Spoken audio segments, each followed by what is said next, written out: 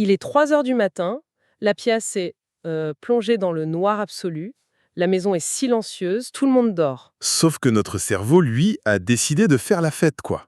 Mais grave. Il a lancé un véritable festival pyrotechnique. On a les yeux grands ouverts, fixés sur le plafond, et soudain, sans aucune raison apparente, on se repasse en boucle une conversation totalement banale. Ah oui, la fameuse conversation de la pause déj. C'est ça. On décortique chaque intonation, ou alors on imagine le pire scénario catastrophe pour une présentation qui n'a lieu que dans 3 semaines. Le corps est parfaitement immobile sous les couvertures, mais à l'intérieur, le rythme cardiaque s'accélère. L'angoisse monte à une vitesse vertigineuse. Voilà. Et c'est une expérience d'une universalité frappante. Tout le monde connaît ça. Ouais, et c'est une expérience qui est profondément épuisante, d'un point de vue physiologique en fait. On a vraiment l'impression d'être pris au piège dans sa propre boîte crânienne, avec une sorte de système d'alarme qui serait bloqué sur la position marche. C'est exactement l'image. On cherche frénétiquement une issue. On essaie de rationaliser. Et paradoxalement, plus on déploie d'énergie pour tenter de calmer cette tempête intérieure, plus elle semble gagner en intensité. Elle se nourrit de notre propre panique, du coup. Absolument. Eh bien, c'est pour cela qu'aujourd'hui, notre exploration approfondie des sources s'appuie sur un corpus qui est franchement absolument fascinant.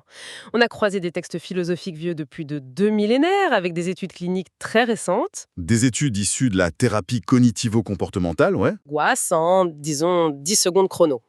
Ce qui est fascinant ici, c'est vraiment de constater la convergence entre l'Antiquité et la science moderne. D'un côté, on a les stoïciens. Les fameux. Ouais. Et sachant que notre audience connaît bien les bases de ce courant, on va pas faire un cours de philo classique aujourd'hui. Non, c'est pas le but. Mais il faut vraiment garder à l'esprit l'application extrême de leurs pensées. Ces auteurs n'écrivaient pas de la théorie bien au chaud depuis des bulles de confort, quoi. Non, c'était le chaos. Carrément. Ils forgeaient ces outils au milieu d'épidémies foudroyantes, d'exils politiques arbitraires, sous la menace constante de perdre leur vie ou leur statut du jour au lendemain. Donc un monde infiniment plus instable que le nôtre. Voilà. Et de l'autre côté, on a la psychologie contemporaine qui observe exactement les mêmes dynamiques cognitives, mais chez, mettons, un cadre moyen terrorisé par une restructuration d'entreprise. Et c'est la prémisse qui m'a le plus accrochée en tant que lectrice dans nos notes. Si une architecture mentale a pu maintenir des individus sains d'esprit au milieu d'un effondrement sociétal total à l'époque, cette même méthode doit sûrement être capable de neutraliser nos insomnies modernes. Nos angoisses déclenchées par un email ambigu des RH, par exemple. Exactement. Bon, décortiquons tout ça. Avant de dévoiler l'outil magique, il faut qu'on comprenne le bug du système. Selon nos sources croisées, quelle est vraiment la racine biologique et cognitive de cette angoisse qui nous ronge? Alors, le diagnostic établi par nos tests, il est d'une clarté chirurgicale et il résonne parfaitement avec les neurosciences actuelles. Ok, on t'écoute. Presque toutes nos angoisses chroniques ne sont pas des maladies, en fait. Elles proviennent toutes d'une seule et unique erreur de calcul fondamentale de notre esprit. Une erreur de calcul. Ouais, c'est une confusion. On passe notre temps à mélanger ce qui dépend strictement de nous et ce qui n'en dépend pas. C'est fou parce qu'en lisant ça, moi j'ai immédiatement pensé à la biologie évolutive. Tu sais, notre cerveau de chasseur-cueilleur. Ah oui, le mode survie. C'est ça. Il a été programmé pendant des centaines de milliers d'années pour essayer de contrôler absolument tout son environnement immédiat, tout simplement parce que c'était une question de survie pure et simple. Il fallait contrôler le feu, surveiller les prédateurs. Anticiper la météo, voilà. Sauf qu'aujourd'hui, on a pris ce même logiciel de survie qui est très, très obsessionnel et on l'applique à des concepts sociaux abstraits. Du coup, on s'éparpille dans des directions impossibles. Comme le passé, par exemple. Ouais, le passé qu'on tente mentalement de réécrire à 3 heures du matin, le futur qu'on veut figer avant même qu'il n'arrive, et bien sûr, le grand classique, les pensées des autres, leurs réactions, leurs choix. Et c'est exactement ce décalage évolutif dont parlent les chercheurs contemporains dans nos sources. L'angoisse s'installe parce qu'on déploie une énergie cognitive massive qui était à la base conçue pour fuir un danger physique, afin de tenter de résoudre une équation mathématiquement impossible. On essaye d'avoir une prise matérielle sur un truc insaisissable. C'est ça. Le cerveau tourne à plein régime, il consomme tout son glucose, mais il n'obtient aucun résultat concret. Pour visualiser un peu l'absurdité de la situation, j'aime beaucoup cette petite analogie d'un réalisateur de cinéma complètement névrosé. Ah oui, j'adore cet exemple. Imaginons ce type sur son plateau de tournage. Il a des acteurs, des caméras, un éclairage. Ça, c'est son domaine d'action. Ce qu'il contrôle. Exactement. Mais au lieu de se concentrer sur son cadrage ou sur la direction de ses comédiens, il passe son temps à courir dans une salle de cinéma imaginaire pour essayer de forcer le futur public à rire aux éclats ou à pleurer à chaudes larmes. Il hurle sur des sièges vides, quoi. Voilà. Résultat, non seulement il s'épuise et frôle la crise cardiaque, mais en plus, le film qu'il est en train de tourner est un désastre technique. Parce qu'il a complètement abandonné la seule chose qu'il maîtrisait vraiment, la réalisation de l'œuvre elle-même. C'est ça. Il a lâché la caméra pour engueuler des fantômes. Cette image est vraiment frappante parce qu'elle illustre parfaitement le coût d'opportunité de l'angoisse. Ce réalisateur ne fait pas que souffrir inutilement, il sabote son propre pouvoir d'action. Il s'auto-détruit. Carrément. Et les thérapies cognitives modernes, tout comme nos textes anciens, convergent sur ce point précis. Tant que la frontière entre la zone actionnable et la zone incontrôlable n'est pas consciemment et strictement délimitée, l'angoisse dispose d'un terrain de jeu infini pour prospérer. D'accord, la théorie est limpide. Le problème, c'est cette grande confusion mentale, l'absence de frontières claires. Mais alors, comment on opère concrètement cette scission?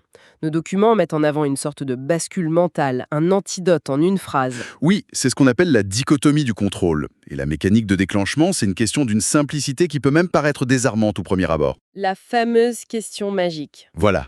Face à n'importe quelle montée d'angoisse, l'exercice exige de marquer une pause intérieure stricte et de se demander frontalement, est-ce que cet élément précis dépend entièrement de moi, oui ou non? Attends, je me fais l'avocate du diable une seconde. Parce que là, mon esprit critique clignote en rouge. Vas-y, je t'écoute.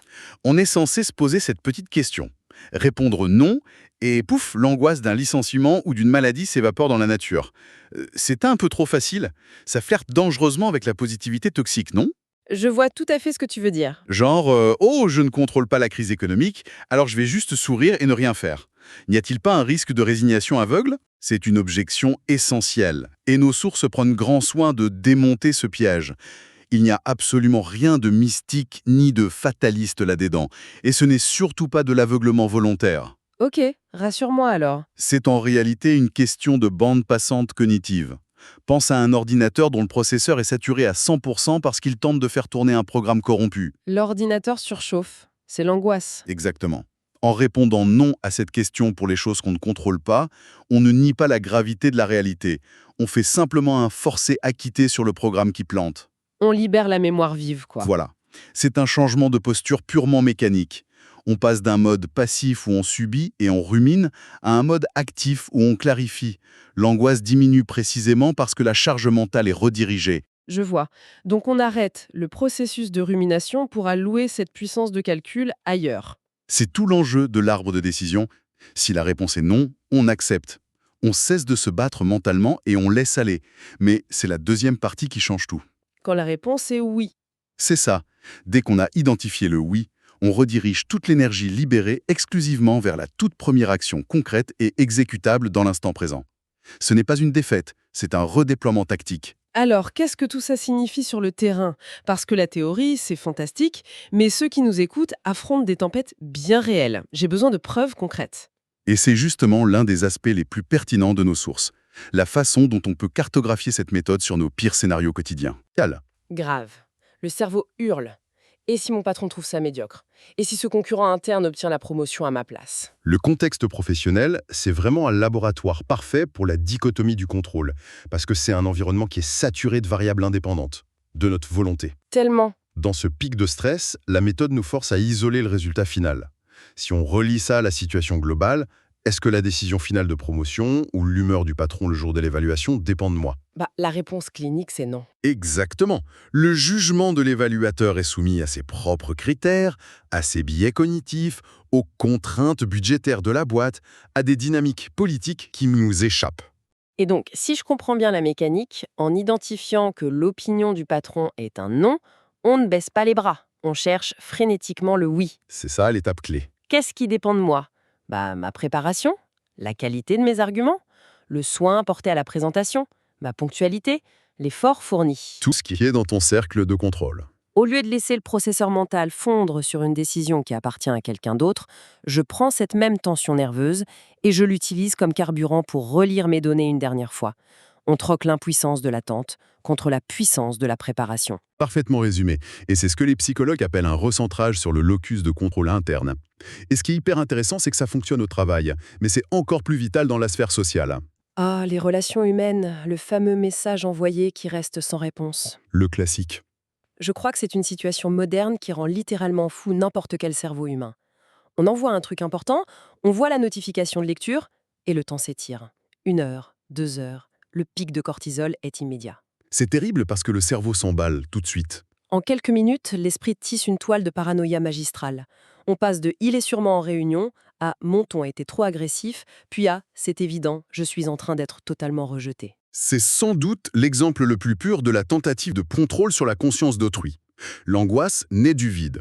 Parce qu'il n'y a pas de réponse, le cerveau tente de combler le silence en modélisant les pensées de l'autre. Sauf qu'on n'est pas télépathe. Voilà, c'est une impasse totale. L'application de notre outil ici, elle est presque brutale dans sa vérité. Avons-nous un contrôle direct sur les raisons du silence de l'autre? La réalité, c'est non. On n'en sait rien en fait. Peut-être qu'il réfléchit à une réponse complexe, peut-être qu'il traverse une crise, ou peut-être qu'il a juste oublié. Ce qui veut dire que la question du contrôle vient couper la connexion avec cette paranoïa. Ce qui dépendait de moi, c'était de formuler mon besoin, d'être honnête dans mon message et de l'envoyer. Une fois parti, ça ne m'appartient plus. C'est un vrai lâcher-prise cognitif. On accepte que la situation est hors de notre portée opérationnelle et ça évite d'envoyer 3 autres messages paniqués qui, eux, créeraient un vrai malaise. C'est clair. Mais poussons la logique un cran plus loin. Qu'en est-il lorsque l'angoisse touche à notre sécurité fondamentale? L'argent, le futur matériel, la peur de l'échec financier, de finir à la rue? Là, on n'est plus dans le confort psychologique. Non, là on touche à l'instinct de survie animale. L'angoisse financière a ce pouvoir de nous projeter dans des visions d'effondrement total. Et c'est justement quand l'enjeu est vital que la méthode doit être appliquée avec le plus de rigueur. Si on scrute l'économie mondiale en redoutant un crash boursier, on dilapide notre énergie face à un tsunami géopolitique sur lequel on n'a aucune influence. Le marché, l'économie, c'est le non par excellence. Totalement. Je peux faire un audit impitoyable de mon budget ce soir. Exactement. Je ne contrôle pas le marché du travail, mais je contrôle ma capacité à chercher de l'aide ou à développer une nouvelle compétence demain matin. On transforme une peur diffuse et paralysante en une micro-action immédiate. C'est la beauté de la mécanique. À travers ces exemples, la distinction devient évidente. L'angoisse est condensée en une brique solide et manipulable. On ne résout pas magiquement l'incertitude du monde, mais on répare notre moteur interne. C'est là que ça devient vraiment intéressant parce que ça nous amène à une image fantastique tirée de l'analyse de nos textes fondateurs. Pour décrire cette opération, les auteurs utilisent la métaphore du couteau mental. C'est une excellente image. J'adore cette notion.